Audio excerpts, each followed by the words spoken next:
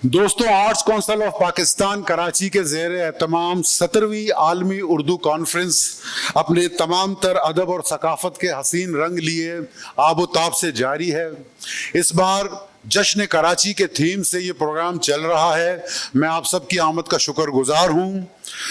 गर्चे के शहरों की कोई मादरी ज़बान नहीं होती, अगर होती तो हम बजा तौर पे कहते कि कराची की मादरी ज़बान बलोची है, क्योंकि इस शहर को जिस माँ ने आबाद किया उसका नाम कुलाची था और ये शहर उसी के निस्बत से अब तक कराची के नाम से जाना जाता है। मैं अपने तमाम मेहमानों का शुक्रगुजार हूँ जो तशरीफ़ लाए।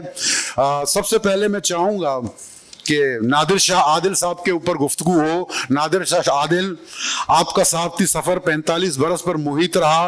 आप एक दरवेश सफ़ेद सहाफ़ी और इंसान थे और हमारी खुशनसीबी है कि जावेद सबा भाई हमारे साथ बैठे हैं जिनका उनके साथ बड़ा क्लोज एसोसिएशन रहा है। जावेद सबा भाई, नादिर शाह आदिल और आप और ये लोग, बहुत शुक्रिया।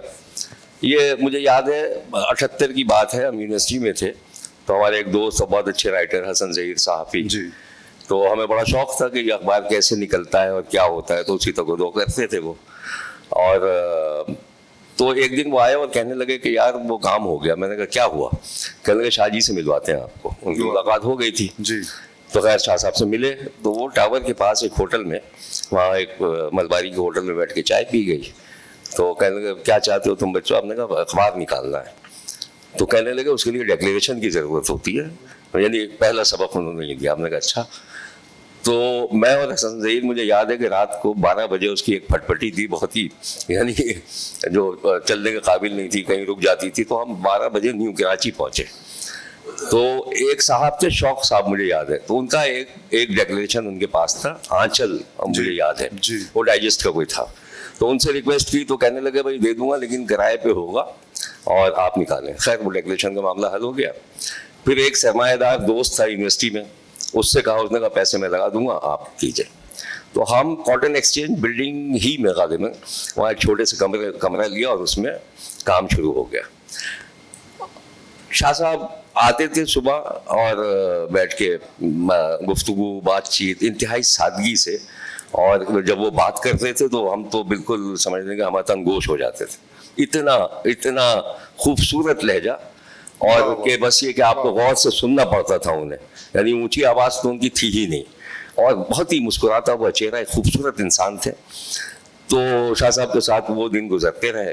दोपहर को खाना खाने का वक्त आता तो हम तीनों ही की जेबें खाली रहती वहाँ, तो किसी तरह से कोई नीचे से वो छोले की प्लेट ले आए, चने की और 3-4 रोटियाँ। मैंने ये देखा कि शाह साहब जो हैं वो उन्होंने 4 निवाले लिए और ये सोच के कि भाई ये नौजवान है इनको खाना चाहिए, तो अपना हाथ खींच लेते थे। ये मैंने उनको देखा तो इतना वो दिल में उतरते चले गए और कहते थे नहीं मेरा तो हो गया, काम हो गया। ये उन दिनों कौन से अखबार में थे साहब? मैं किसी अखबार में नहीं था, यूनिवर्सिटी में थे, हमारा मतलब जी चाह रहा था कि अखबार निकाले, ये था। तो उसमें तो खैर वो शाह साहब के साथ वो रात दिन को 2-2.5 महीने वो गुजरे। उसके बाद जाहिर पर्चा नहीं निकल सका, जो हमारा दोस्त था वो इधर उधर निकल गया। फिर शाह साहब से मुलाकात नहीं हुई। फिर ये पता चला कि वो रोज़नामा पाकिस्तान और दूसरे उसमें, तो हमेशा मतलब ये कि उनका रहता था कि कभी मुलाकात हुई। फिर अभी इधर एक्सप्रेस जब मैंने ज्वाइन किया तो 15 साल से उनके साथ उनको मैं देखता रहा, और ये वो मेरा दफ्तर ऊपर और वो नीचे बैठते थे मैगजीन में। तो जब भी मैं नीचे उतरता तो वो कभी कैंटीन जा रहे होते तो अपने अपने साथी वर्कर्स के साथ बैठ के एक प्लेट में खाना खाते थे। और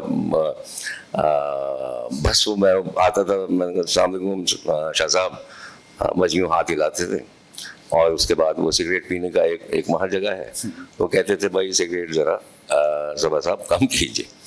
तो ये सारे मामला 6 बजे शाम को अक्सर मैं जब दफ्तर से निकलता था तो स्टॉप पे जाके खड़ा हो जाता था।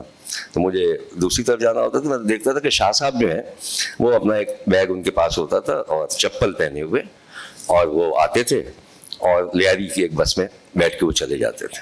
तो मैं उनके एहतराम में जाहिर है कि एक आध दफ़ा मैंने उनसे कहा भी शाह साहब रक्शे से मैं जा रहा हूँ बस रोड की तरफ, तो आप चलें, तो मना करते थे। मेरी किताब आई 2012 में, काश के मैं वो ले आता जो उन्होंने तहरीर लिखी है। अरे वाह वाह। तो उन्होंने जब किताब आ गई मेरी तो कहने लगे भाई सबा वो किताब आपकी मैंने पढ़ ली है।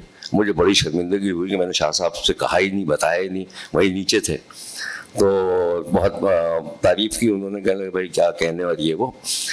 तो उसका दूसरा एडिशन छपा कोई 6 महीने के बाद, मैंने छापना चाहा। तो मैंने शाह साहब से कहा कि वो शाह साहब वो आप इस पर, कहने लगे वो लिखा हुआ रखा है, वो ऑलरेडी लिख चुके थे और वो मजमून तारीख का हिस्सा है वो, इसलिए मैं नहीं कह रहा हूँ कि उन्होंने मेरे हवाले से लिखा, लेकिन जो उनकी इल्मियत थी, क्या बात है, जो उनकी यानी समाज में नज़र थी, इंटरनेशनल लिटरेचर पर और मतलब सियासत पर, वो इतने बड़े आदमी थे। और सबसे बड़ी बात ये कि वो मादरी ज़बान उनकी उर्दू नहीं थी, लेकिन उनकी उर्दू जरा आप देखें, हम जैसे मतलब 10,000 दफ़ा भी करें तो वो जुमला नहीं लिख सकते जिस तरह शाह साहब लिखते थे। तो वो और भी बहुत सी तहरीरें उनकी, फिर उनकी वालदा, उनका खानवादा पूरा उस तरह का था। बेसिकली मैं ये बात करना ये चाहता हूँ कि बड़ा आदमी जो होता है हम पहचान नहीं पाते, तो हमारे इर्द गिर्द होता है वो। और शाह साहब ने मुझे फिर जब लियारी में बड़े मसाइल हुए तो मतलब वहाँ से तर्क करके यहाँ कहीं आ गए थे गिजरी पे। तो मैंने शाह साहब से पूछा कि कहाँ है, कहने लगे गिजरी में हूँ। तो मैंने कहा वहाँ, कहने लगे कि मियाँ बात यह है कि जिस गली में हमने जिन बच्चों को के सर पे हाथ रखा, हमारे साथ बड़े हुए, अब वो आंखें दिखाने लगे हैं। इस तरह की उन्होंने बात की। तो बहरहाल वो यहाँ रहे और रोज़ उनसे मुलाकातों का सिलसिला रहा। उनसे जब भी मैं मिला हूँ तो आप यकीन कीजिए मुझे लगता था कि कोई एक पॉजिटिव एनर्जी जो है ना वो मेरे अंदर आ रही है, यानी ऐसी सरसारी के मैं उसको बयान नहीं कर सकता। और बिल्कुल यानी इंसान की खुशबू होती है, कुछ लोगों की खुशबू होती है जिनसे खेत महकते, बाग महकते हैं, ये वो शख्सियत थी। शाह साहब ने जो मैंने बाद में तज्जिया किया और सोचा, तो मेरी ये बात समझ में आई कि नादिर शाह आदिल साहब ने इस ज़िंदगी का फ़लसफ़ा मेरे ख्याल से हम सबसे ज़्यादा समझ लिया था। उन्हें ये पता था कि जब तक आप ज़िंदा हैं आप लोगों के काम आ सकते हैं तो काम आइए, और किसी को आज़ार ना पहुंचाएं, ना अपनी ज़बान से, ना अपने किसी अमल से। और हमेशा हमेशा उन्होंने शफ़क़त की। और फिर वो चले गए, और वो भी बड़ी दुख की बात है जब वो बीमार हुए तो ज़ाहिर है इदारे ने उनके लिए बहुत कुछ करना चाहा और किया भी, लेकिन फिर वो पता ये चला कि वो ज़ाहिर है कि उनके ख़ानदान, उनके बच्चों ने या जो भी था, तो उनके पैसे वगैरह मुबैना तौर पर मुझे नहीं पता, वो ले लिए। और शाह साहब जो है फ़ोन पे रब्ता नहीं हो सका उनसे, क्योंकि फ़ोन उनके पास था नहीं, वो शायद बच्चों के पास था। और फिर जब उनके इंतकाल की खबर मिली तो मैंने वहीद नूर को मैंने फ़ोन किया, मैंने कहा यही एक रास्ते मुझे अच्छी तरह याद है सर। हाँ जी हाँ। और बहुत अजीब हालत थी उनसे कि जैसे मेरे अपने घर का कोई बड़ा, और वाकई में वो मेरे घर के बड़े थे, मेरे रूहानी बाप की तरह। अल्लाह ताला उनको मग़फ़िरत करें। एक पढ़े लिखे इंसान थे, उसूल पसंद सहाफ़ी थे। आप किसी सहाफ़ी से पूछ लीजिए तो उनकी रिस्पेक्ट करेगा, इज्जत करेगा। एक दरवेश मनश शख्सियत थी कि मैं खुशनसीब समझता हूँ कि मैंने कुछ वक्त उनके साथ गुजारा। बहुत शुक्रिया सर। क्या बात है सर, क्या बात है, बहुत शुक्रिया जावेद भाई।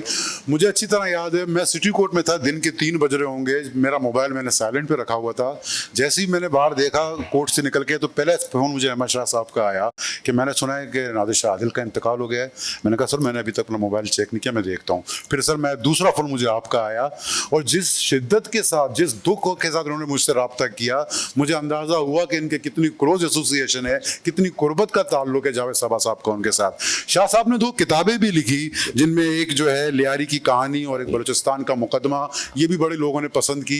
उन्होंने फिल्म में भी काम किया, उन्होंने स्क्रिप्ट राइटिंग भी की। तो एक हमा जो शख्सियत है सर, वो अंग्रेजी बहुत अच्छी, क्या कमाल उनकी, उर्दू तो छोड़ दीजिए, अंग्रेजी बहुत अच्छी थी उनकी, और ऐसी रवानी से वो लिखते थे और करते थे कि मैं हैरान होता था। और वो बस सर झुकाए हुए अपना काम। मैं जब गया उनके दफ्तर में, कभी खाना खाने निकले शाह साहब को जाके, तो उनका सर झुका होता था, कंप्यूटर के सामने वो बैठे, वो काम कर रहे होते। मैंने उन्हें हम वक्त काम करते देखा है।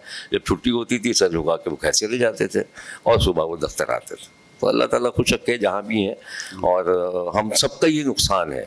ये वो शख्सियत थी कि बड़ी शख्सियत जिनसे सीखा जा सकता था, और सीखा, जाहिर है कि एक तो मैं हूँ, यानी और जो भी उनके लवाहिकीन होंगे, जो 2 यकीनी तौर पे उनसे उन्होंने इस्तेफादा किया होगा। और उनका अफसोस रहेगा हमेशा कि वह वो हमारे दरमियान में नहीं है। बहुत शुक्रिया जावेद भाई, आपने उनके जिक्र से महफिल को मुअत्तर किया। अब मैं जिस शख्सियत का नाम ले रहा हूँ, मैं समझता हूँ कि मुझ समेत और भी बहुत से लोग होंगे, पूरे पाकिस्तान में उनके शागिर्द फैले हुए हैं। मैं जिक्र करना चाह रहा हूँ प्रोफेसर अली मोहम्मद शाहीन साहब का। अली मोहम्मद शाहीन साहब उस्तादुल असातिज़ा हैं। इनके शागिर्द पूरे पाकिस्तान भर में आपको मिलेंगे। इस्लामिक हिस्ट्री हो या हिस्ट्री हो, कानून के हवाले से वो जिस तरह पढ़ाते थे लोगों को, मैं खुद जैसे मेरा ज़ाती तजुर्बा रहा है, वो बिल्कुल अपने आप को उस्तादों की तरह नहीं रखते थे, बल्कि उस नीचे आकर के स्टूडेंट के लेवल पे आके अपने आप बच्चों को समझाते थे। तो मैं दरख्वास्त करता हूँ नासिर करीम साहब से, अलियारी टाउन के नाजिम हैं, कि वो प्रोफेसर अली मोहम्मद शाहीन साहब के हवाले से कोई हमें बताएं और लोगों को बताएं। देखिए, मेरा ख्याल है कि अली मोहम्मद शाहीन पर इतनी लिखी गई है, इतना कहा जा चुका है, और यहाँ ऑडियंस में से बेशतर लोग जो बैठे हुए हैं मेरे ख्याल में अली मोहम्मद शाहीन के मुतालिक बहुत ज़्यादा जानते हैं। और मैं कुछ लिख के लाया था, लेकिन यहाँ माहौल कुछ और था। तो बहरहाल अली मोहम्मद शाहीन का शायद मुझे आपने मेरा इंतखाब इसलिए किया, एक तो मैं लियारी का कास्टोडियन हूँ, दूसरा ये कि अली मोहम्मद शाहीन जिस इलाके से बिलोंग करते हैं तो मैं भी उसी इलाके से हूँ। अली मोहम्मद शाहीन बेशक तो बागनाड़ी बलूचिस्तान के पैदाइश के हैं, 1937 में वहीं पैदा हुए, और वहाँ से जब 9 साल के उम्र में वालिदैन ने हिजरत की तो उनका इंतखाब नजर इंतखाब इसी इलाका, लियारी का इलाका, जुम्मन शाह प्लाट, रिक्सर लैन, कलाकोट, वही करबला के नाम से जो पूरी मेरे ख्याल में मजलिस उसको जानती है, तो वहाँ उनका इंतखाब था। उस इंतखाब की वजह क्या थी बाद में भी शायद मैं कुछ बयान कर सकूँ। मैं अपने निस्बत से ये कहता हूँ कि मेरे वालिद साहब वहाँ के काउंसलर चेयरमैन हुआ करते थे, उनके साथ अक्सर उनके वहाँ उठक बैठक थी। उनके घर के सामने मुजाहिद पार्क हुआ करता जी। उस वक्त हमारी यूसी ऑफिस वही होती थी जी। तो वालिद साहब के साथ उठना बैठना था, तो इस निस्बत से मैं भी अक्सर उनके साथ बैठता था। तो मेरे नज़रियात से उनको बड़ा इख्तलाफ था। मैं ज़रा किसी एक नेशनलिज्म के हवाले से मैं अमूमन बात करता था, तो वो मुझे इनकार तो नहीं करते थे लेकिन समझाते ज़रूर थे। तो एक दिन जो है ना, एक बंदा आया, उसके हाथ में पट्टी बंधी हुई थी, तो बोला क्या हुआ है? बोला मैं ज़रा अनबैलेंस हो गया, गिर गया। तो मेरी तरफ निगाहें करके बोला मैं तुम्हें कहता हूँ बैलेंस रखो वरना इसकी तरह तुम गिर जाओगे। तो इस आसान जुमलों में उसने मुझे समझाया बिल्कुल कि मैं एतदाल पसंद हो जाऊँ, मैं ज़रा इंता पसंद हो जाए उनके ख्याल में। तो ऐसी चीज़ें जो थी वो हमें समझा देते बड़े आसान जुमलों में। ऐसे ही था सर। तो मैंने एक चीज़ देखी, एक मरतबा उन्होंने इलेक्शन में भी तला आजमाई की, 2003 की बात है। तो SDA के शायद प्लेटफॉर्म से उन्होंने इलेक्शन में हिस्सा लिया। तो उनके बाद चूँकि हम एक पार्टी से बिलोंग करते थे, पाकिस्तान पार्टी से, हम तो उनके कमिटेड थे, तो हम ज़ाहिर है उनको ही वोट करेंगे। तो शाहीन साहब से हमने माजरत की थी, लेकिन अच्छा बाद में माजरत की। अच्छी बात यह है कि दौरान इलेक्शन उसने हमें टच भी नहीं किया। सही। जब बाद में बात हुई, बोला बेटा मैं एक इलेक्शन लड़ रहा हूँ तो हम आपके कैरियर पे क्यों दाग लगाए। बिल्कुल है। तो ये बड़े इंसान की जो है ना एक अलामत होती है कि किसी को आजमाइश में नहीं डालते। तो उसके पूरी बाद इलेक्शन में हम माजरत करने गए, तो अनवर भाईजान अल्लाह उनको मग़फ़रत करे शहीद को, तो वहाँ बैठे हुए थे, ज़रा मुश्ताइल थे कि देखें ऐसी शख्सियत को आप लोगों ने वोट नहीं दिया वगैरह वगैरह। तो हम अपनी तावील पेश कर रहे थे, अनवर शाहीन साहब खामोश बैठे हुए थे, ठीक है ना, सुन रहे थे और मुस्कुरा रहे थे। तो हमने अपनी जो है नज़र पेश की, अनवर भाईजान मुसलसल हमें जो है दबाया जा रहा था। तो उन्होंने एक बात की, बोला देखें आप बहस नहीं करें, इलेक्शन था, लोगों का इंतखाब था, लोगों ने जिसको बेहतर समझा उसको वोट दिया। मैं समझता हूँ मैं ये हैल नहीं था। तो ये उनकी बड़ाई है, उन्होंने बात की। तो मैंने कहा सर ऐसी बात नहीं है, आप आ जाएं हमारी पार्टी में इलेक्शन लड़ें। बोला ठीक है आपकी अच्छी पार्टी है, लेकिन मैं देखना चाह रहा था कि यहाँ उन लोगों की कितनी कदर है, कितने वो लोग हैं जो कि हमारी नजरियात रखते हैं। तो मुझे कोई शर्मिंदगी नहीं है, कोई पछतावा नहीं है। बड़े परागदिली के साथ उसने अनवर भाईजान को बल्कि जरा फर्जिश की कि भरम होने की जरूरत नहीं है, ये लोगों की राय है, ये एक जमहूरी तकाजा है, लोग उसको पूरा करते हैं। तो लोगों ने पूरा किया। तो उन्होंने मुझे कोई मतलब ऐसी बात नहीं की मुझसे कि मैं दिल आज़ारी हो मेरी। तो मतलब ये चीज़ें अक्सर मैंने देखा है कि वो बड़े इंसान थे। वो पैदल जाते थे, मेरे पास स्कूटर भी होता था। मेरा चूँकि रूट उनका उर्दू उस वक्त कॉलेज होता था, आजकल यूनिवर्सिटी है, तो आने जाने का एक ही मोहल्ले के थे, तो कभी कभार मेरे स्कूटर के पीछे हम उसको बिठाते थे और कोशिश करते थे कि उसी वक्त हम निकले। मेरा केएमसी स्टेडियम मेरा क्योंकि पड़ा होता था तो बिल्कुल साथ साथ है, तो अक्सर हमारे जो है ना मुलाकातें रही हैं इसी दौरान भी, और वाले साहब के पास भी। एक मरतबा मुझे याद है कि हमारे जो डॉक्टर अब्दुल्लाई बलोच बलूचिस्तान के जो एमएलए भी रहे हैं और एक पार्टी के सरबराह भी रहे, वो आए थे मेरे वाले साहब के मिलने, तो मैं इनको ले गया उसके अपने ऑफिस में, तो वहाँ शाहीन साहब बैठे हुए थे, तो उनकी दोनों की बात हुई, पता लगा कि दोनों पीछे से एक ही इलाके कच्ची के हैं, बलूचिस्तान का इलाका कच्ची से। जी हाँ, लेकिन जब शाहीन साहब ने वहाँ के हालात और जोग्राफिया बयान की, तारीख के हवाले से तो सब जानते हैं, जोग्राफिया उन्हें बयान की उन पुराने लोगों क्या की, कमाल का अफसर, कमाल की बात हो गई। वहाँ वो कहते हैं कि सर आपने तो मुझे लाजवाब कर दिया, मेरा घर है तो मैं परसों वहीं से आ रहा हूँ, लेकिन यूँ लगता है कि मैं बाहर का हूँ, आप वहीं के हो। तो उनकी याददाश्त इतनी अच्छी थी और अपने लोगों के साथ जो है उनका जो पुराने लोगों के साथ लगाव इतना अच्छा था, तो वो कभी नहीं भूले थे। तो ऐसे लोग भी हैं माशरे में, यकीनन हम समझते हैं कि हमने उनके साथ इंसाफ नहीं किया, शर्मिंदगी होती है, लेकिन एक मुनाफिकाना माशरे में हम रहते हैं, तो इस किस्म के लोग, इस किस्म के लोग, अच्छे लोग पीछे ही रह जाते हैं। तो बहरहाल ये मैं समझता हूँ कि अच्छी जो चीज़ है, आपने जो है ना ये हमें मौका फराहम किया कि हम कुछ बोलें। शायद मेरे ख्याल में इसमें अली मोहम्मद शाहीन के शान में कोई इजाफा नहीं हुआ, बल्कि मेरे शान में या मेरे इज्जत में थोड़ा इजाफा हो गया, आपने मुझे मदद की। क्या बात, तो अली मोहम्मद शाहीन एक बहुत बड़े शख्सियत थे, वो पैदल आते जाते रहे, उनकी ज़ुबानें उनको अंग्रेज़ी उर्दू के अलावा, अंग्रेजी के अलावा फारसी, पश्तू, बलोची, सराइकी, तकरीबन 7 ज़ुबानें जानते थे, और वो रवानगी साथ सराइकी भी जानते थे, पंजाबी भी जानते थे, थोड़े बहुत पश्तू भी बोलते थे। तो हम इसको बोलते थे सर ये ज़ुबानें कहाँ सीखी हैं? हाँ, बोले तुम जैसे नालायकों से।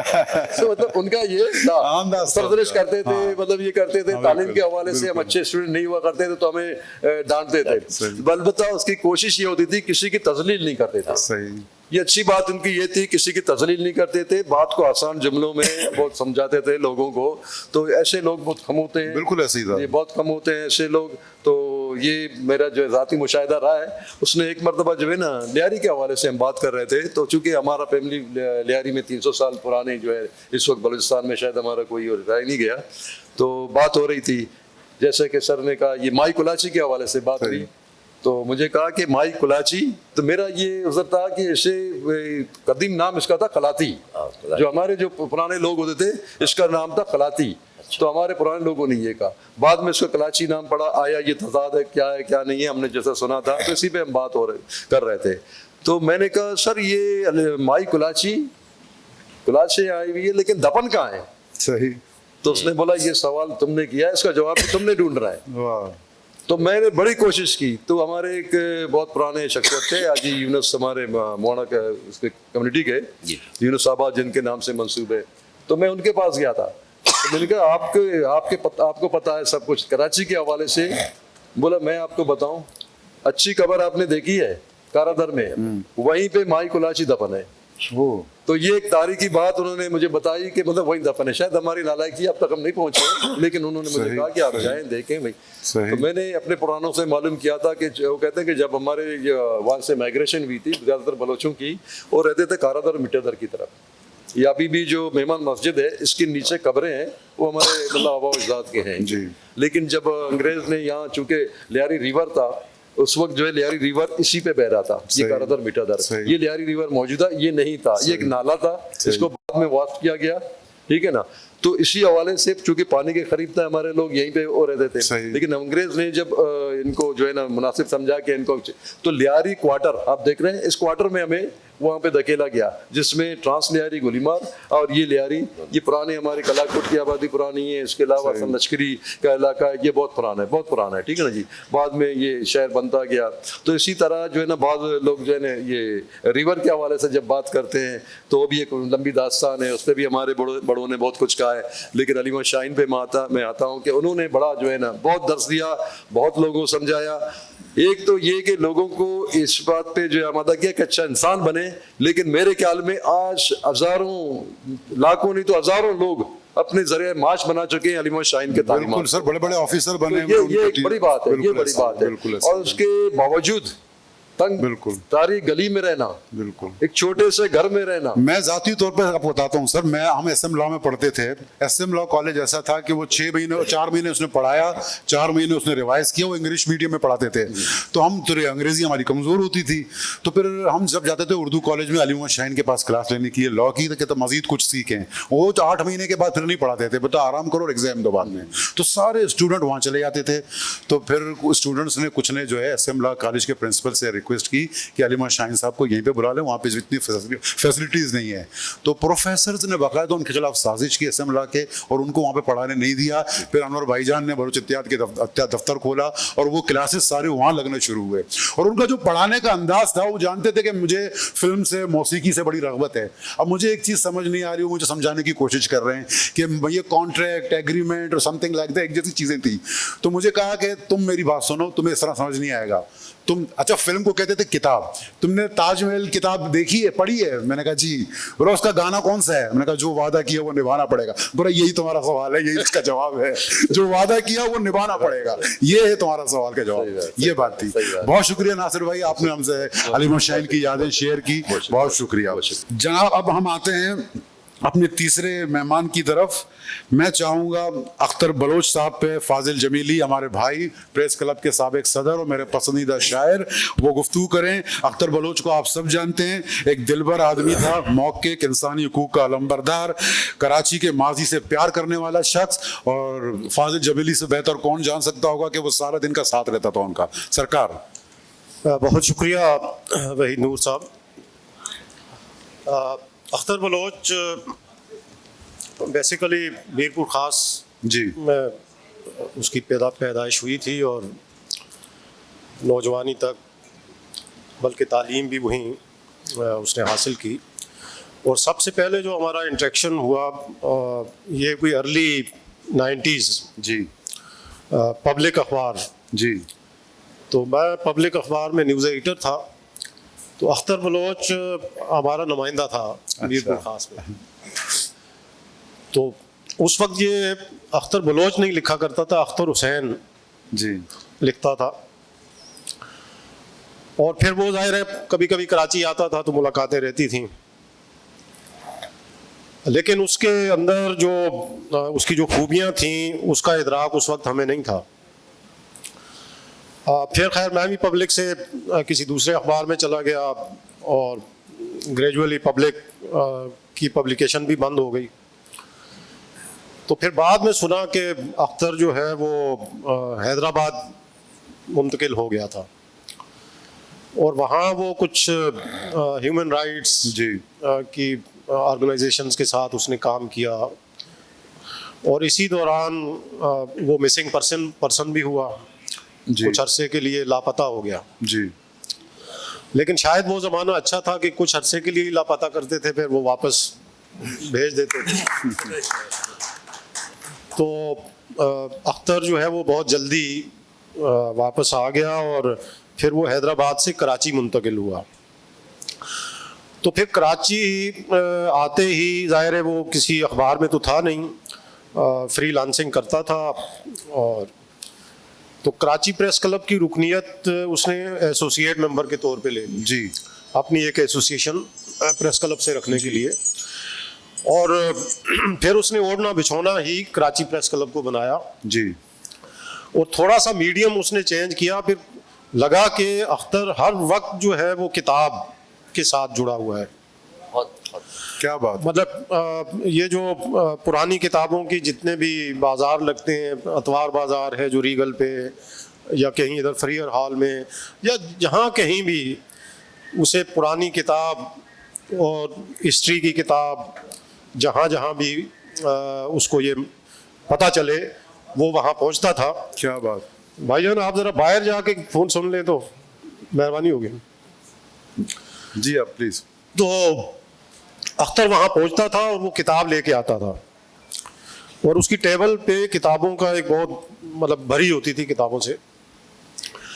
और फिर उसने बहुत सारा, उसको पढ़ने का अंदाज भी बहुत वर्टिकल था कि उसमें से वो अपने मतलब की चीज़ बिल्कुल ऐसे कशीद करता था। मैंने देखा वो यहूदियों के कब्रिस्तान ढूंढ रहा है, कभी हाँ। कभी क्या कर रहा है। और फिर वो किताब में जो चीज़ें वो पढ़ता था तो फिर उसकी खोज के लिए वो ग्राउंड पे निकलता था अपनी मोटरसाइकिल पे, और फिर उसने लिखना शुरू किया ब्लॉग्स जो don.com पे मोस्टली शाया हुए। खैर ये तो बात है, उससे पहले उसने एक और काम किया बड़ा। उसे कोई एक किसी एनजीओ के साथ था तो एक प्रोजेक्ट मिला ये ट्रांसजेंडर्स पे।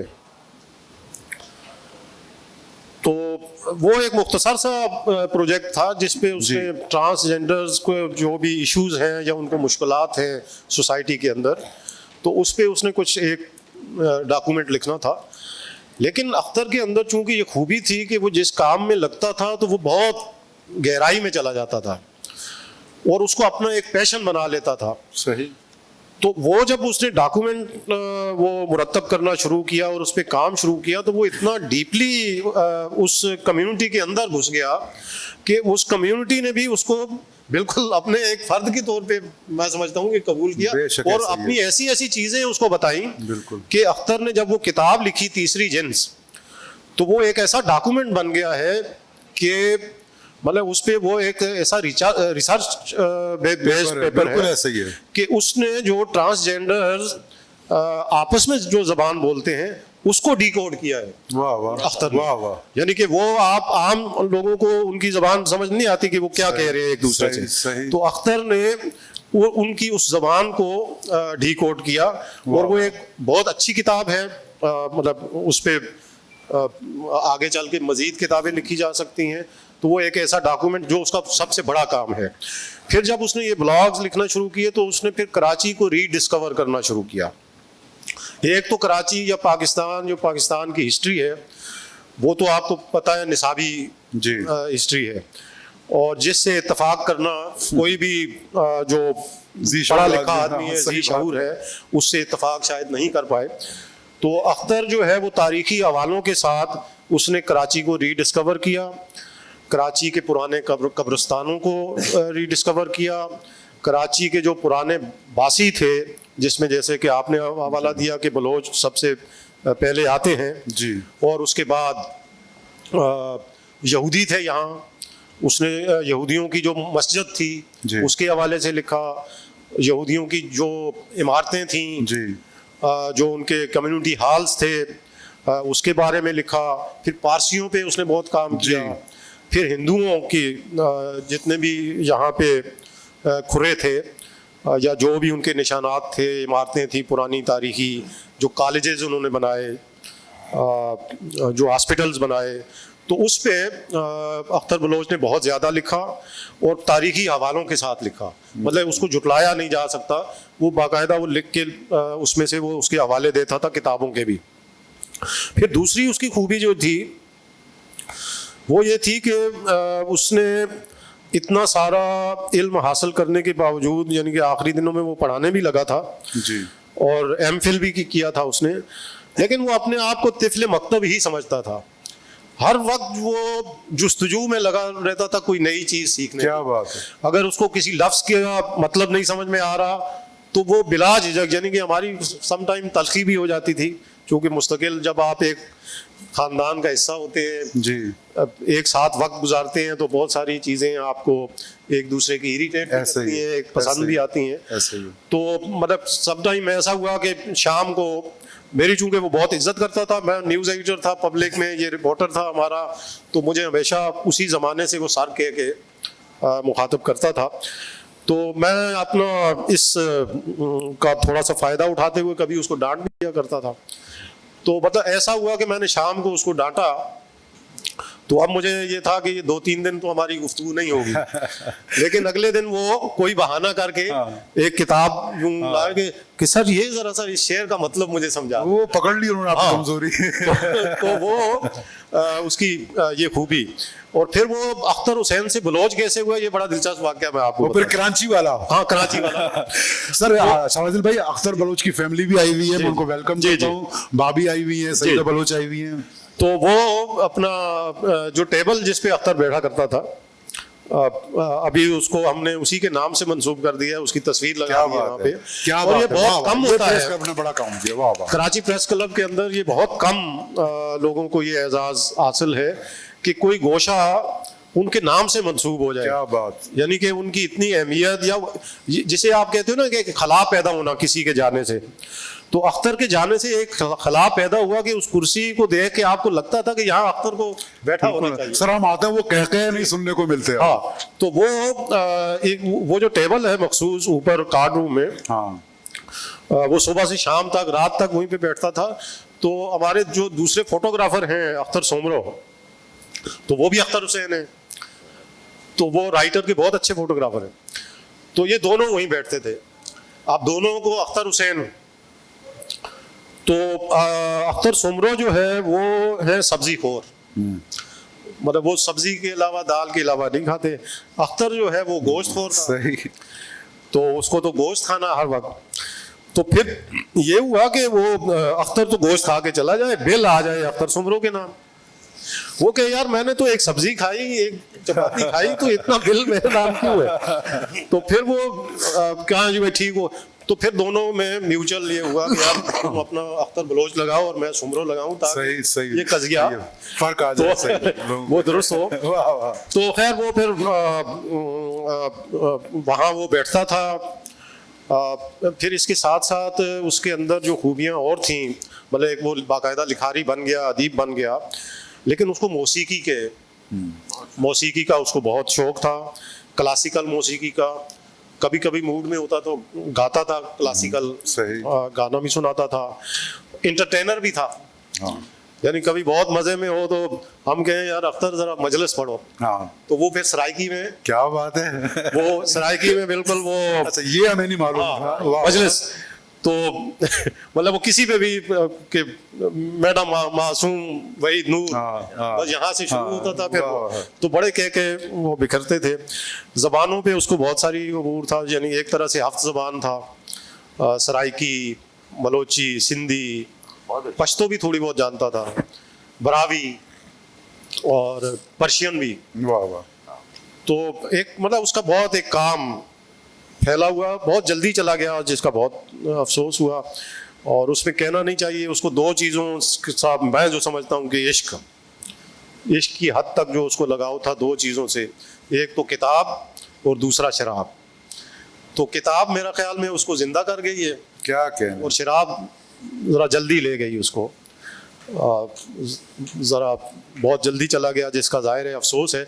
लेकिन वो एक कराची वाला के नाम से उसका एक नाम पहचान रहेगी, और जो तीसरी जिन्स उसने किताब लिखी उसके हवाले से भी उसका नाम हमेशा मैं समझता हूँ किताब उनको हमेशा जिंदा रखेगी। ये क्या बात अच्छी आपने की। वाह वाह, बहुत खूबसूरत तरीके से बताया अख्तर साहब के हवाले से। हमने बहुत चीज़ें नई थी हमारे लिए भी जो आपने बताई। अच्छा, अब मैं जिस शख्सियत के हवाले से बात करना पसंद करूँगा वो गुल हसन कलमती साहब हैं। आप सब उन्हें जानते हैं, हमारा एक जरखेज़ जहन। वो ना सिर्फ एक मौर्रिक, मौक़िक़ और कलमकार थे, बल्कि धरती के सच्चे आशिक और मुज़ाहमतकार भी थे। मैं कादर बख्श कलमती साहब जो उन्हीं के कबीले के, उन्हीं की बरादरी के हैं और सियासी और समाजी शख्सियत हैं, इल्म दोस्त हैं, अदब नवाज हैं, कि वो गुल हसन कलमती के हवाले से हमें कुछ बताएं। मेहरबानी वहीद साहब, मेहरबानी। मैं आर्ट्स काउंसिल ऑफ पाकिस्तान का दिल की गहराइयों से ममनून मशकूर हूँ कि जिन्होंने बलोच मशाहिर और स्पेशली गुल हसन कलमती के हवाले से इस आलमी उर्दू कॉन्फ्रेंस में मुख्तसर सी तारुफी नशिस्त रखी। गुल हसन कलमती यूँ मैं समझता हूँ कि इससे कहीं ज़्यादा डिज़र्व करते हैं। बेशक। और शायद मैंने ये शेर ऐसे ही किसी मौके के लिए कहा था कि बूसाए शीरें की जाए जुम्बिश लब से किया किस्सा तमाम, इसे इनायत समझो कोई कि तेरी सितमगरी में। क्या बात है। तो बहरहाल वो किसी और मौके का शेर था, जी हाँ। मैं इसको फिर भी इनायत कहूँगा, मेहरबानी कहूँगा आर्ट्स काउंसिल ऑफ पाकिस्तान की और स्पेशली वहीद नूर भाई आपकी। तो गुल हसन कलमती से मेरी शुनासाई बचपन से रही, क्योंकि वो मेरे करीबी अजीज थे जी। और समाजी तकरीबात में उनसे मेलजोल रहता था हमेशा जी। लेकिन उससे जो असल कुर्बत, असल शुनासाई, असल नज़दीकी मेरी 2013 में उस वक्त बनी जब बैरिया टाउन और दीगर बिल्डर्स माफिया ने मलीर की मजाफाती ज़मीनों पे यलगार की, कब्जा गिरत शुरू की, वहाँ के नदी नालों को मिसमार किया, वहाँ के खेतों कल्याणों को बर्बाद किया, वहाँ के चट्टानों को, पहाड़ों को मिसमार करना शुरू किया। तो गुल हसन कलमती एक वतन दोस्त और फितरत पसंद इंसान थे। वो इस जुल्म और ज़्यादती के खिलाफ मैदान अमल में आ गए और मैं भी उस कारवां का हिस्सा था और अब भी हिस्सा हूँ। गुल हसन कलमती ने मज़ाहमत शुरू की। उस मज़ाहमत के जो है ना दौरान उन्होंने गिरफ्तार भी किया गया, बर्दाश्त की, उस पर FIR कटी, उसने जो है ना कैदोबंद की सोबतें काटी। और उस ज़माने में आपको पता है मलीर पे राव अनवार का जो है सिक्का चलता था। उस ज़माने में उसने वहाँ पे जो है उसको जो है उसको भी जो है गायब करने की कोशिश की गई, बहुत हवालों से उसको दबाने की कोशिश की गई, लेकिन वो मुहब्ब वतन थे, वो अपने वतन की मोहब्बत से सरशार थे और उसने जो है कभी जो है पीछे मुड़कर नहीं देखा और तादम मर्ग जो है अपने मकसद से जुड़े रहे। गुल हसन कलमती जो है एक वतन पसंद, और आपको पता है कि वो एक मुहक्किक और तहकीकदान के साथ साथ उसको अपने वतन से मोहब्बत थी, बेपनाह मोहब्बत थी। उसे अपनी सकाफत, उसने अपनी तहजीब, अपनी रवायतों, रस्म व रवाज से गहरा लगाव था और इसी मोहब्बत में उसने कुल 18 किताबें लिखी अपनी धरती पर, अपने धरती के मुख्तलिफ जो है हवालों से। उसने 18 किताबें लिखी जिसमें 13 किताबें छपकर आ चुकी हैं और 5 किताबें भी अनकरीब इंशाल्लाह जल्द छपकर आएंगी जी। उसकी जो किताबों में मशहूर किताबें हैं कराची सिंधी मारवी, सस्सी जो जीवाट, क्या अच्छी किताब, कराची जा लाफानी किरदार, हिक रुटल शहर जी कहानी, वाह वाह, बर्फ जो दोजख, कैलाश काफरन जो देश, सिंध जा सामूंडी बेट, मलीर की कहानी, अंग्रेज दौर जो मशहूर इमारतों, शहरी आबादकारी है, सिंधी मकामी मानवन जो मुस्तकबिल, एक तस्वीर एक कहानी, इश्क जो गलियों, सिंधु सफ़र जी कहानी, वाह वाह। अच्छा, इनमें से बेशतर किताबें उर्दू और इंग्लिश में तर्जमा होके आ चुकी हैं और बाकी जो नहीं हुई उसको भी इंशाल्लाह हम करा देंगे और आ जाएंगी मार्केट में। और उसकी 5 किताबें अभी छपने के लिए बाकी हैं और वो भी इंशाल्लाह बहुत जल्द छप के आ जाएंगी जी। जब हॉस्पिटल में हम उनको देखने गए तो उस वक्त मुझसे यही कह रहे थे कि आपके इलाके में सिनेमाज हैं, मैं उस पर रिसर्च कर रहा हूँ, मैं अभी कराची के सिनेमाओं के ऊपर किताब लिख रहा हूँ। बिल्कुल, मतलब वो बीमारी की हालत में भी वही सोचते रहे, बीमारी की हालत में भी अपने जो है ना उसमें कोशिश में रहे, जद्दोजहद में रहे ना। बिल्कुल, वो मैं समझता हूँ कि उसकी जो जिंदगी थी ना, शाह लतीफ के इस शेर का मजमुआ थी के हलंदे हो तो पुनू डे पेरे पंध कंदियास, पेरन पंध चढ़ियो तो हथन सी हलंदियास। क्या बात है, हथन हलण चढ़ियो तो गोडन बर गिसकंदियास, गोडन गिसकण चढ़ियो तो छेल सी चुरंदियास, छेल चुरण चढ़ियो तो सीने बर सरंदियास, सीने सरण चढ़ियो तो अखियन सी हिंदियास, मिलिया तो मिलंदियास न तो गोरे जान जतन। वाह वाह वाह। यानी मैं अगर नहीं आ सका तो मेरे ख्यालात सच्चाई तक पहुंच जाएंगे। तो वो इस ख्याल का बंदा था और वो अपनी किताबें जो है ना उन्होंने घर बैठ के कंप्लीट नहीं की, बल्कि उसके लिए उसने रिसर्च की, उन जगहों पे गए, मतलूबा लोगों से मिले। जैसा कि गुरु रजनीश ओशो ने कहा था ना कि तारीख में से सच को तलाश करना भूसे के ढेर में से सुई को तलाश करने के मुतरादिफ है। और मैं समझता हूँ गुल हसन कलमती ने उस सुई के ढेर में से भूसे के ढेर में से सुई को तलाश किया और अपना सच लिखा और इस इलाके के जो अजीम शख्सियात थे उनके बारे में उसने जो है लोगों को बताया, जिनमें मीर चाकर खान कलमती शामिल थे, जिसने अंग्रेज के खिलाफ मज़ाहमत की और उसको ये डालमिया की पहाड़ी पर फांसी दी गई और उसने उस फांसी के वक्त अपनी आखिरी ख्वाहिश अंग्रेजों के सामने जाहिर की कि मुझे इस पहाड़ी पर से फांसी दी जाए ताकि मैं अपने लोगों को दोबारा, अपने शहर को, अपनी धरती को देख सकूं। क्या बात है। तो ये कहानियां, ये किस्से, ये सच्चाइयां गुल हसन कलमती ने जगह जगह जाकर उन लोगों से मिलकर, उसके जो शोधा थे, जो कराची के हकीकी हीरो थे, उनसे मिलकर ये किताबें लिखी, जिसमें उसमें मीर चाकर खान कलमती के अलावा शहीद कादू मकरानी, सेठ दरियानुमल, नसरवान जी, रुस्तम जी मेहता, अरचंद राय, वशनदास, जमशेद नसरवान जी, मौलाना मोहम्मद सादिक, सेठ गुलाम अली, गुलाम हुसैन चागला, हाजी मोहम्मद आशम, काजी खुदाबख्श मोराई, हाजी खुदाबख्श चांडियो जैसे शख्सियत शामिल थे। इनके जो है ना उन्होंने फैमिलीज से मिले, उनकी बाकियात से मिले, फिर जाके अपनी किताबें मुरतब की। और मैं समझता हूँ कि वो अपनी धरती के से उसकी मोहब्बत का ये शख्साना था कि वो आखिर तक अपने इस काम में लगे रहे और थके नहीं। ऐसे ही। और जाहिर है मरना तो सभी ने है। गुलशन कलमती ने अभी भी बहुत कुछ करना था, बहुत कुछ लिखना था, लेकिन 17 मई 2023 की एक तारीख रात को वो इस दार फ़ानी से कूच कर गए और हमेशा के लिए अपने वतन की मिट्टी में अमर हो गए।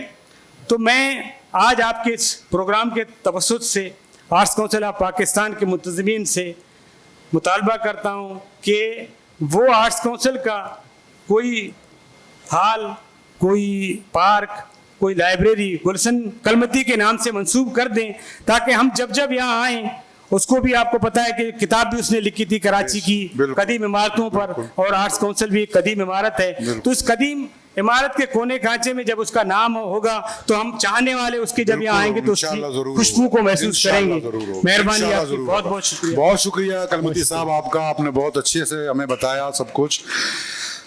अब मैं जिस शख्सियत के हवाले से बात करना चाहूँगा, अगर को आप बलोची अदब से शगफ रखते हैं, आपको बलोची शेर व शायरी का शौक़ है, तो ऐसा हो नहीं सकता कि आप मुराद साहिर के नाम से वाकिफ़ ना हो।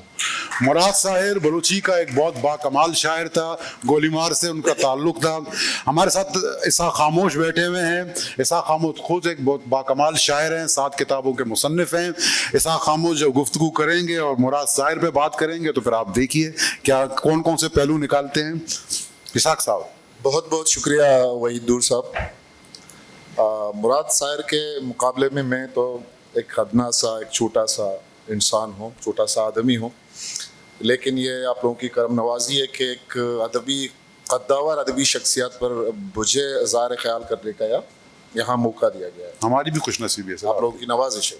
बलूची अदब की कोई भी सिन्फ हो, आलमी अदबियात में कोई भी जहत हो, तो हर जगह में मुराद साहिर का नाम ज़रूर दिखाई देगा। मुराद साहिर न बल्कि एक शायर थे, वो एक मुतरजिम थे, वो एक तनकीद निगार थे, अफसाना निगार थे। मुराद साहिर का ताल्लुक तुर्बत का एक छोटा सा इलाका है सीची निगवर, वहाँ पैदा हुए 1927 को। गुर्बत और कहत साली के बायस वहाँ से उनके ख़ानदान को नकल मकानी करना पड़ा और यहाँ गुलीमार, पुराना गुलीमार लियारी में आकर बसे। वहाँ उन्होंने किसी मदरसे में, इलाके किसी मदरसे में बुनियादी तालीम हासिल की और यहाँ आकर उनके वालिदीन ने उनको कॉर्पोरेशन, म्यूनसिपल कॉर्पोरेशन के तहत एक प्राइमरी स्कूल था, वहाँ दाखिल करा दिए गए। लेकिन ख़ानदानी गुर्बत के बायस वो प्राइमरी से आगे न पढ़ सके और बचपन से, बल्कि लड़कपन से उन्होंने मेहनत मजदूरी शुरू की। वो फैक्ट्रियों में काम करते थे। ये लारस रोड पर आटे की मिल में उन्होंने मजदूरी की। शेवरलेट कंपनी में उन्होंने बतौर मैकेनिक काम किया, सुजुकी चलाई, पेट की खातिर क्या क्या पापड़ बेले, नहीं किया तो सिर्फ ज़मीर फरोशी नहीं की। क्या बात, क्या बात। आखिरी उम्र तक अपने लोगों के लिए लिखते रहे, मजदूर तबके के लिए जुल्म जबर के पाड़ तले लोगों के लिए लिखते रहे, उनकी आवाज़ बने। शायरी की सूरत में उन्होंने अपनी आवाज़ बुलंद की। 1950 की दहाई में बलूच एजुकेशनल सोसाइटी के नाम से मौलवी खैरमद नदवी साहब ने एक इदारा कायम किया था यहाँ लियारी में। वहाँ हफ्तावार मुशायरे हुआ करते थे गबूल पार्क में, तो मुराद साहिर साहब बाकायदगी से वहाँ हिस्सा लेते थे। लेकिन इससे पहले गुलीमार में एक म्यूज़िकल क्लब था, उस्ताद मोहम्मद उमर चलाते थे। उस्ताद मोहम्मद उमर बलूच आप सब लोग जानते हैं, रमज़ान साहब तशरीफ़ फरमाएँ। तो वो म्यूज़िक उस्ताद के साथ साथ एक बैनुल-अक़वामी फुटबॉलर भी थे और उनके क्लब में सियासी लोगों का, अदबी लोगों का आना जाना होता था। दोस्त बेकस एक बलूची के नामवर शायर थे उस ज़माने में, वो भी इसी क्लब में आना जाना होता था। एक दिन मुराद साहब से मिलते हैं और फरमाइश करते हैं मुराद साहब से कि हमने सुना है कि आप शायरी लिखते हैं, आज हमें कोई शायरी सुनाएं। उस ज़माने में मुराद साहब उर्दू में शायरी लिखते थे और दोस्त बेकस की फरमाइश पर उन्होंने पहली गज़ल वहाँ क्लब में सुनाई। ये तकरीबन 1944 या 45 का ज़माना था। तो इसके बाद दोस्त बेगस ने उनकी शायरी इस्लाह की और उनको कहा कि ये कलाकूट में एक शायर हैं दाद मोहम्मद ज़ूकी, आप उनसे इस्लाह लिया करें। तो शायर साहब उनके पास गए। फिर ओमान निकला 51 या 50s की दहाई में खैरमत नदवी के ज़ेर अदारत ओमान में लिखते रहे। शुरू में वो नस्रनगारी करते थे, अफसाना लिखते थे। ओमान में उसके 2 या 3 अफसाने छपे, घर में साए ग्रंथ। वो आप समझिए कि बलूची की जो अफसानवी अदब है उनकी जो है बुनिश्त या पहली सीढ़ी है कि वो मुराद शायर लिख रहे हैं। इसके बाद बलूची महताक बलूची आज़ाद जमालदीनी की ज़ेर अदारत छपी, तो वहाँ उन्होंने काफ़ी चीज़ें लिखी। और मुराद साहब प्रोग्रामों में बाकायदा शिरकत करते थे, रेडियो प्रोग्रामों में शिरकत करते थे, टीवी के प्रोग्रामों में शिरकत करते थे और कॉन्फ्रेंसेस में शिरकत करते थे। 1970 की दहाई में बलूची रस्मुल ख़त के हवाले से गुलखान नसीर साहब जब वज़ीर तालीम थे तो एक ग्रुप रोमन रस्मुल ख़त के हक़ में था, एक अरबिक रस्मुल ख़त के हक़ में। तो ये बड़ी मतलब बहस मुबाहिसे हुए, तो कन्वेंशन बुलाई गई वहाँ कोयटा में। मुराद साहब भी उसमें मौजूद थे उस प्रोग्राम में। मुराद साहब ने इश्किया शायरी भी की, रोमानवी शायरी भी की, बहुत खूबसूरत अंदाज से। और उनके जो वो ज़िंदगी से कभी खफा नहीं हुए, मायूस नहीं हुए। उन्होंने उसका शिकायत करने का अंदाज भी हमसे मुख्तलिफ था कि एक शायरी है कि मन में गप्पा अजब हैराना, आप देखेंगे क्या निराला अंदाज है। मन में गप्पा अजब हैराना तो के ज़ाहरे चिया वाह क्या कहने मैं इस बात पे हैरान हूँ कि आप जब मुझसे खफा हैं या नाराज हैं तो मेरा ख्वाब भी क्यों आता हूँ। क्या बात है। देखिए कितना खूबसूरत अंदाज है। मुराद शायर की 1970 को पहला शायरी मजमुआ पहाड़ छपी, फाजुल एकेडमी ने छापी। इसके बाद चियाल और सैयद आशमी एकेडमी ने छापी। और इसके बाद जमील इमाम साहब बेहतर जानते मेरे ख्याल में दूसरा एडिशन आज़ाद जमालदीनी एकेडमी ने छापी 1986 को। इसके बाद ज़ेर मुरवारत प्रोग्रेसिव एसोसिएशन के नाम प्रोग्रेसिव राइटर्स एसोसिएशन कोयटा ने छापी। और कुलियात 2011 को मुराद शायर की छपी। और इसके बाद घर में शायर जो अफसानों का मजमूआ है मुराद शायर का, वो गाम पब्लिकेशंस के नाम से 2007 को छपी।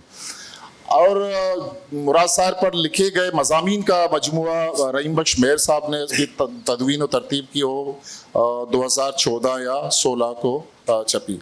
मुराद शायर बहुत शरीफ इंसान थे। फैक्ट्रियों से अपने दिन भर की मजदूरी के बाद वो गुलीबार में कायम एक समाजी अंजुमन था, निगोरी बलूच अंजुमन के नाम से। वहाँ जाके बैठते थे, मुतालिया करते थे, चंदा इकट्ठे करते थे। बाबू बदर साहब उनके शागिर्दों में से हैं। वो अक्सर उनके पास बाहर से भी लोग आते थे, शायर अदीब। वो बहुत ही उसूल पसंद इंसान था, मतलब अपने उसूलों पर कभी सौदेबाजी नहीं की। 6-7 महीने पहले मैंने उनकी दुख्तर नेक वानुक जमीला से जमीला को इंटरव्यू किया था। उन्होंने मुझे बताया कि उसके सेहन और फूलों के बहुत शौकीन थे। घर के सहन में कई तरह के किस्म के फूल उगे हुए थे। जब वो अपने काम से लौटते थे तो सबसे पहले फूलों को देखते थे कि किसी बच्चे ने इनको नुकसान तो नहीं पहुंचा। जब अंजुमन में बैठते थे तो उनके सामने किताबें वगैरह हर चीज़ सलीके से रखी हुई थी। एक दिन उसका बेटा मरहूम रहीम नाम था गालिबन, उनके पास आ गए कि अबू ये जो नारियल का दरख्त है, मेरी ख्वाहिश है कि मैं इसके एक फल तोड़ के खा लूँ, मुझे बहुत पसंद है नारियल। कहते हैं बेटा चलो अब तोड़ो। वो सीढ़ी लगा के तोड़ते हैं नारियल का फल। जब जाने लगते हैं बोलते हैं रहीम इधर आओ। बेटा इसके पैसे कौन देगा? ये 15 रुपए। बोलते मैं आपका बेटा, मुझसे पैसे तो ये नहीं, ये कौम ये दरख्त जो है ना ये अंजुमन का है, ये आपको पैसे देने पड़ेंगे। हर चीज को सलीके से रखते थे। हमारे एक दोस्त है गनी नक्श साहब, अल्लाह उनको मगफरत करे, एक दिन वो अपने ऑफिस में बैठे हुए हैं, यहाँ इस तरफ एक तरफ डायरी किताबें वगैरह हर चीज़ों के। गनी नक्श साहब जो थे वो एक लाभ वाली शख्सियत के मालिक थे, एक जगह कभी नहीं ठहरते, कभी प्रेस में, कभी आप देख रहे हैं कि किसी कातिब के पास कोई किताब की छपाई के सिलसिले में, मतलब आदि पूरी जिंदगी उनकी अदबी कामों के सिलसिले में गुजरी। वो लाला कहते थे, उम्र में छोटे थे मुराद साहिर साहब से। तो एक दिन वो आके मुराद साहिर साहब के साथ बैठ गए, बातचीत करने लगे। एक किताब उठा ली, यहीं से वहाँ रख दिया, पेंसिल उठाई यहाँ से वहाँ रख दिया, तमाम चीज़ों निज़ाम को दरम बरम कर दिया और चलने लगे। तो लाला मैं चाह रहा हूँ प्रेस, जाने लगे। तो गनी नक्श साहब, गनी नक्श इधर आओ। गनी नक्श आ गए। तो इन चीजों ने आपको बुलाया कि मैं हमारी हालत ये कर दो, ये ठीक करके जाओ। तो मतलब इस तरह मतलब वो बिला तकल्लुफ लोगों के साथ मतलब पेश आते थे कि जो उनकी जिम्मेदारी थी वो बाकायदगी से बेहतर तरीके से निभाते थे। और मुराद साहब की शायरी बहुत मतलब यह कि इतनी हम तो मुराद साहब को सुन सुन के पढ़ के मतलब बलूची अदब की तरफ रागिब हुए, बड़े हुए, और अब भी मुराद साहब को पढ़ते हैं। 18 सितंबर 1998 को उनका इंतकाल हुआ नेवाशा कब्रिस्तान में आसूदे खाक है। उनके साथ एक बहुत ही नागवार किस्म का एक वाक़या ये हुआ था कि एक नशरियाती इदारे, सरकारी नशरियाती इदारे ने क्वेटे में उनका बुलाया था और उनका नामजद थे अवार्ड के लिए, लेकिन उनको अवार्ड नहीं दिया गया। हालांकि उनको कॉल करके बुलाया गया था कि आपको इस दफ़ा अवार्ड दी जाएगी, लेकिन अवार्ड किसी दूसरे शख्स को दे दी गई। वो दिलबर्दश्त हो गए। और पिछले दिनों मैंने बानो जमीला से बात की तो उन्होंने कहा कि अगर मेरा बस चले तो मैं इन टीवी वालों का गला पकड़ो। हम इस प्लेटफॉर्म से उनकी शदीद मुज़म्मत करते हैं समझ। और उस वक्त बाबू बदर साहब शायद हैं कि अदीब और शायरों ने उस वक्त बहुत कुछ लिखा। उन्होंने कहा कि तहकीकात की जाए इस बात की कि मुराद साहब को क्यों बुलाया गया था और उनको क्यों अवार्ड नहीं दिया गया था, और वो दिलबर्दश्त होकर इस दार फानी से रुखसत कर गए। आखिर में मुराद साहब की मैं एक गज़ल है, बहुत मशहूर गज़ल है, नौजवानों के लिए उन्होंने लिखा, क्या बात, अपने अवाम के लिए लिखा, पिसे हुए अवाम के लिए लिखा। और इसमें अच्छा गुलाम फारूक ने एक दफ़ा उसके पेशगाल में पेशलफ्ज में ज़ेरे मुरवारिद में लिखा था कि जब मैं मुराद साहिर की शायरी को पढ़ता हूँ मैं समझता हूँ कि ये किसी सियासी मजदूर तबके की पार्टी की मंशूर है। क्या बात, पूरी शायरी मुराद साहिर की। वाह वाह। मैं वो गज़ल आप लोग के समातों की नज़र करता चलूँ। एक खूबसूरत गज़ल है मुराद साहिर की, और मैं अपनी बात को फिर इख्ताम करूँ। बिना कर अंची आई ना तवानी दिल जहां ना सोच, बिना कर अंची आई ना तवानी दिल जहां ना सोच, खबस्सा जुल्म सयादे गुम्बागो बोस्ताना सोच। वाह वाह वाह। कई बिम्मा तराई जिंदगानी या कुतक दरगोर, कई बिम्मा तराई जिंदगानी या कुतक दरगोर, चवत सरगवज़ी बेरा में जमीन और आजमाना सोच। सदी गस्तन निशानी मंजिले हम गिंदगा नियतिन, सदी गस्तन निशानी मंजिले हम गिंदगा नियतिन, चुशे गलगा चुशे राहा और चूशे सारबाना सोच। वाह वाह वाह वाह वाह। पनाने चुंडिया चुरो जनोजाम लोग सदगुलन, पन्नाने चुंडिया चूरो जनोजाम लोग सदगुलन, चुशे कोमे लजूजे अमीरो वाजहाना सोच। वाह वाह वाह वाह। ओ ना इल्मे शौक, नौजवानों के लिए देखे, न इल्मे शौक न कौमे दोस्ती न सुद्ध दुनियाए, न इल्मे शौक न कौमे दोस्ती न सुद्ध दुनियाए, चुशी भी जो अरो जान दुज़ सुस्ते नौजवाना सोच। वाह वाह वाह। वो बिकन पारेस चाहिए इसका के बारते नंगो नामूसा, बिकन पारेस चाहिए इसका के बारते नंगो नामूसा, बिसन पादा गुलामी ये चरपे छुंडे नाना सोच। ए शायर गप्पो किस्सा शायरिया पर दिगे बाजिन, वाह। ए शायर गप्पो किस्सा शायरिया पर दिगे बाजिन, शपोरूच वशतबे मागू नगानी दास्ताना सोच। वाह वाह। मैं तो आ रहा हूं। Thank you. बहुत शुक्रिया इसाक खामोश साहब, बहुत शुक्रिया। कराची की तामीर और तरक्की में जिस तरह दूसरी कौमियतों ने अपना हिस्सा डाला, इस तरह बलोचों की भी एक बहुत तवील फहरिस्त है। हमने आज उन लोगों पे बात की है जो कि माजी करीब में जिनका इंतकाल हुआ है।